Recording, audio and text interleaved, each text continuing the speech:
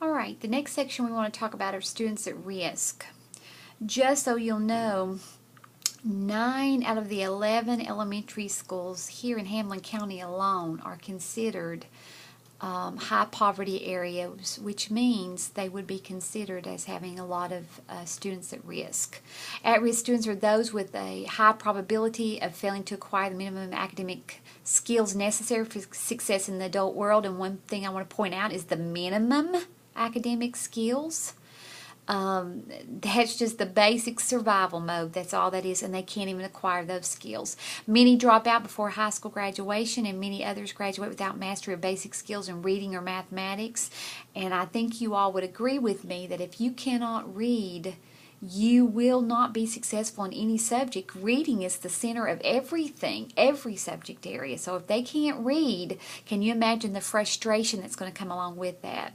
A common assumption is that the reason for dropping out lie primarily in the students themselves, but school characteristics also play a significant role. If your students do not feel like they are welcome in your classroom, if they don't fit in, if you are as a teacher constantly slamming them or badgering them about different things. I mean, they're not, or other students are bullying them and talking and telling them they don't belong, and you're not, as a teacher, stepping in on that. That makes for a very unpleasant classroom. And surely, hopefully not a classroom, but at some point in your life, you've been somewhere where you felt uncomfortable. Did you have a desire to go back? I bet the answer is no. It was just uncomfortable. You probably made 2 trips in one, as my dad says, your first and your last. Well, in the United States, the percentage of students who drop out before earning a high school diploma has risen considerably in the recent years. In 1970, it was about 24%. In 2000, it was 29%. That's been 13 years ago. I wonder what the new numbers would be. Well, the characteristics of students at risk: they have a history of academic failure, not just the grade that you've got them in, but just probably since they began or somewhere not long after. Emotional and behavioral problems, they'll be acting out in class, and I think a large portion of that is because they know they're behind and they would rather act out than for the students or the teacher to know that they don't know something. I even see that on the college level. 3, there's a lack of psychological attachment to the school. They don't feel that connection. They don't have that anticipation of coming in every day. They're not coming to ball games. They're not part of clubs. There's no attachment. Increasingly disinvolvement with school. The less they can come, the better it seems they like it, and those kind of things. So some facts about students at risk. Students at risk come from all socioeconomic levels, but children of poor single-parent families are especially likely to leave school before high school graduation. And that could be because maybe they're having to get a job to help support the home. There's many reasons and why that could be happening. Boys are more likely than girls to drop out. Perhaps that goes back to that being raised that the boy is the breadwinner of the family, and maybe he feels more of a need to go out to help out financially. African Americans, Hispanics, and Native Americans are more likely than European Americans and Asian American students to drop out, another fact. And also students in large cities and rural areas are more likely to drop out than students in the suburbs are. Graduation rates in some big cities are less than 40%, which is amazing. Maybe in the large cities, they are just a number of many, and no one even notices if they're not at school.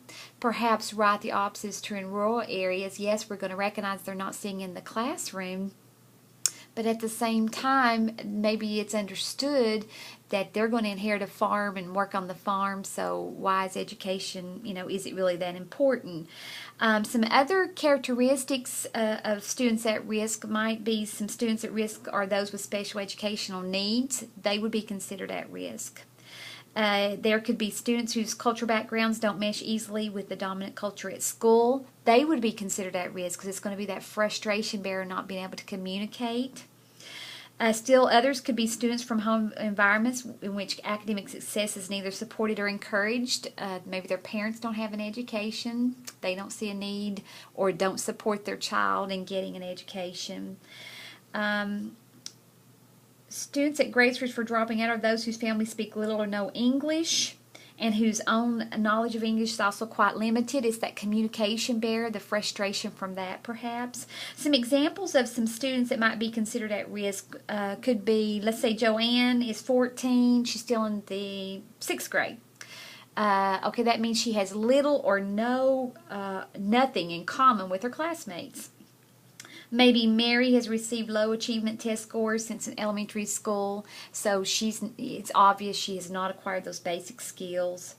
Larry doesn't play in or participate in any extracurricular activities. He'd also appear as though he doesn't have any friends. That's that disinvolvement we talked about earlier. Joe is doing poorly in all of his classes because he has repeated absenteeism, and that leads to assignments that are not complete, which leads to he can't do the assignments because he wasn't there for the teaching, and the cycle continues.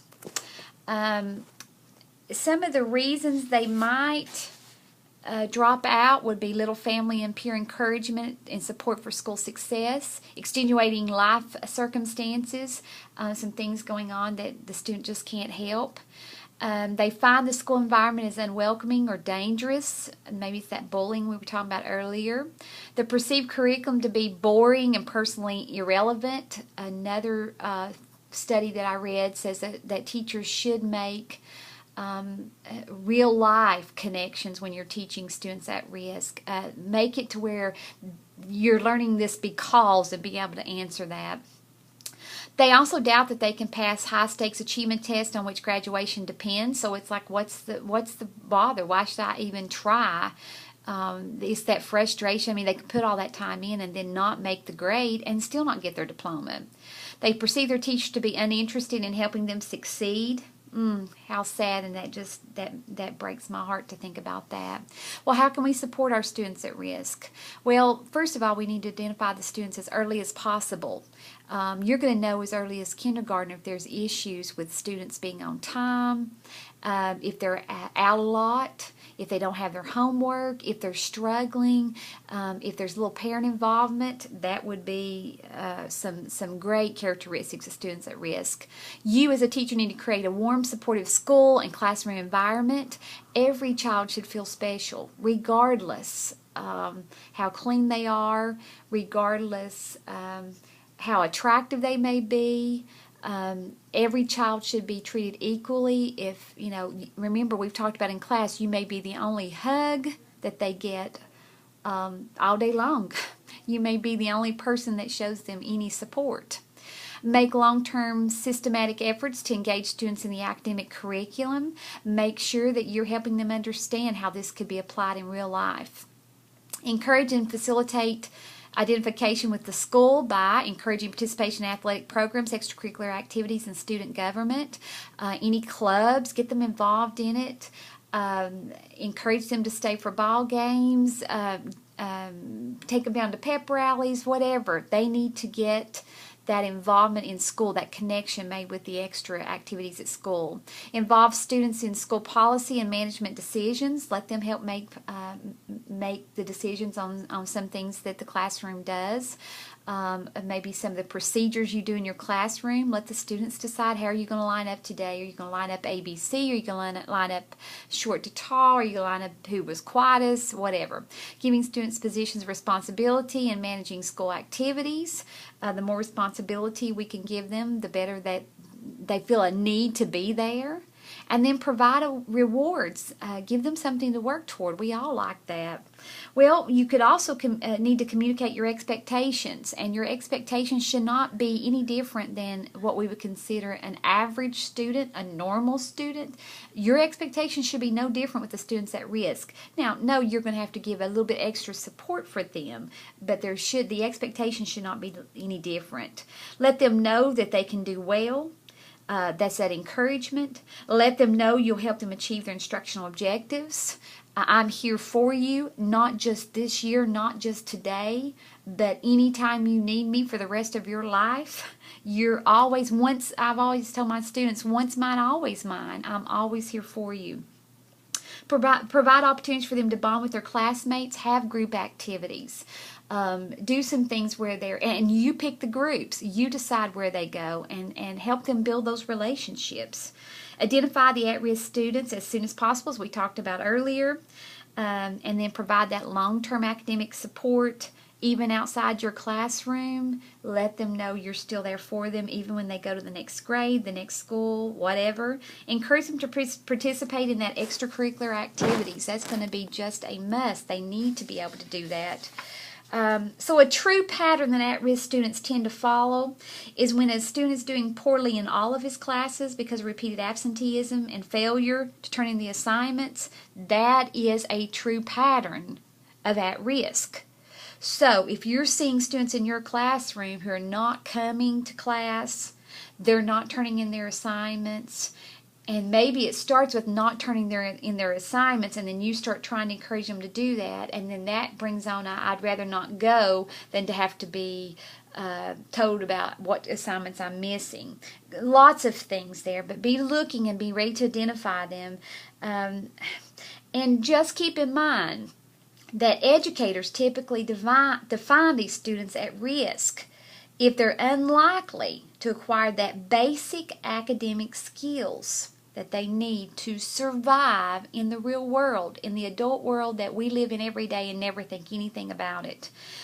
Those are the things we've got to keep. Those are two things you've got to keep in mind. The patterns to look for and how to define it. Because once you define it, then you can start looking for the patterns. And hopefully we can get this stopped, because what else, if they don't go to school, what is the alternative? Something to think about. Enjoy Brandon's story. It was a very uplifting, an uplifting video for me, an encouragement.